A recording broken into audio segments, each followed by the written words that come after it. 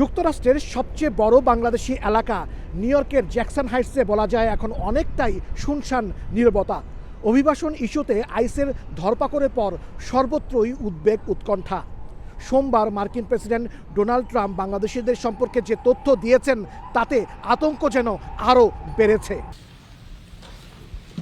ধরপাকড়ের মধ্যেই এবার নিজের মালিকানাধীন সামাজিক যোগাযোগ মাধ্যম ট্রুথ সোশ্যালে সোমবার একটি তালিকা প্রকাশ করেছেন ডোনাল্ড ট্রাম্প। তাতে বিভিন্ন দেশের অভিবাসীরা কারা কতটুকু যুক্তরাষ্ট্র সরকারের সুযোগ সুবিধা নিচ্ছেন তা তুলে ধরেন মার্কিন প্রেসিডেন্ট। এতে দেখা যায় তালিকার ২০তম দেশ হিসেবে ৫৪% বাংলাদেশি পরিবার সরকারি সুবিধা ভোগ করছেন। অভিবাসীরা যুক্তরাষ্ট্রের জন্য বোঝা বরাবরই এমন একটি ধারণা প্রতিষ্ঠিত করতে চান ডোনাল্ড ট্রাম্প। এজন্য সরকারি সুযোগ সুবিধা বন্ধ করার পক্ষে তিনি। অভিবাসীদের মধ্যে তাই ছড়িয়ে পড়েছে আতঙ্ক।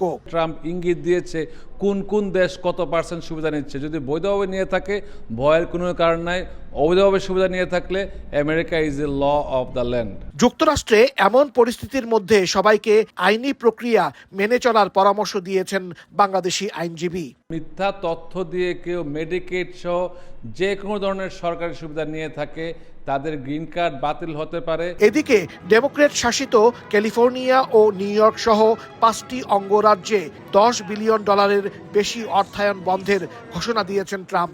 এতে এসব অঙ্গরাজ্যে চাইল্ড কেয়ার ও সোশ্যাল সার্ভিস বন্ধ হয়ে যাবে।